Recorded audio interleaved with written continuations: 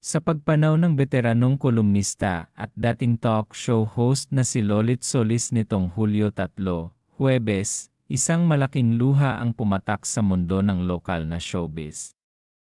Kilala bilang Manay Lolit, si Solis ay hindi lamang naging tinig ng industriya, kundi naging ina, kaibigan, at tagapayo sa marami.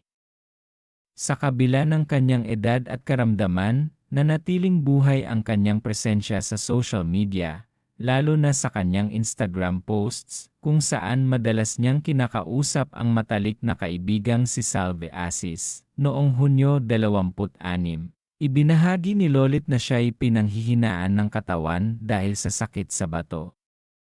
Bagamat walang nararamdamang pisikal na sakit, inamin niyang madalas siyang makalimot at nanghihina. Gayunpaman, sinisikap pa rin niyang makapag-post habang malinaw pa ang kanyang isip, dahil alam niyang inaabangan ito ng kanyang mga taga-subaybay.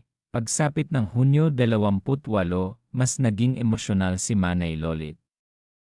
Inilahad niya ang pakiramdam ng matinding lungkot at pagkaawa sa sarili na sa palagay niya ay dulot ng dialysis at pag-iisa. Wala ang kanyang mga anak sa piling niya, sina Mel at Celia lang ang kasama niya. Ngunit sa kabila ng lahat, pinanghawakan niya ang panalangin at pasasalamat sa langit. Sa kabila ng lahat ng pinagdaraanan, alam niyang hindi siya pinapabayaan. Sa unang linggo ng Hulyo, ibinahagi niya ang kanyang taos-pusong pasasalamat sa mga kaibigang bumisita sa kanya sa ospital. Ayon kay Lolit, hindi siya sanay sa ganitong kapaligiran at tila gulat na gulat pa rin siya tuwing nagigising sa ibang kwarto.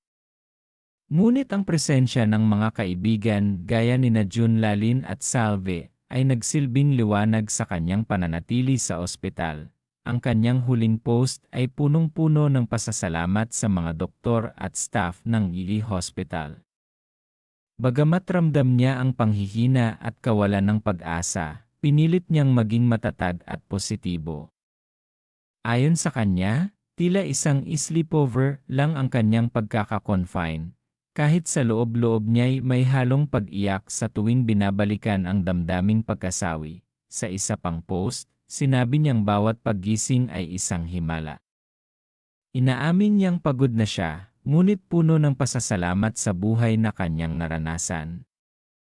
Wika niya, "Been there, done that. I feel complete and grateful to MIE."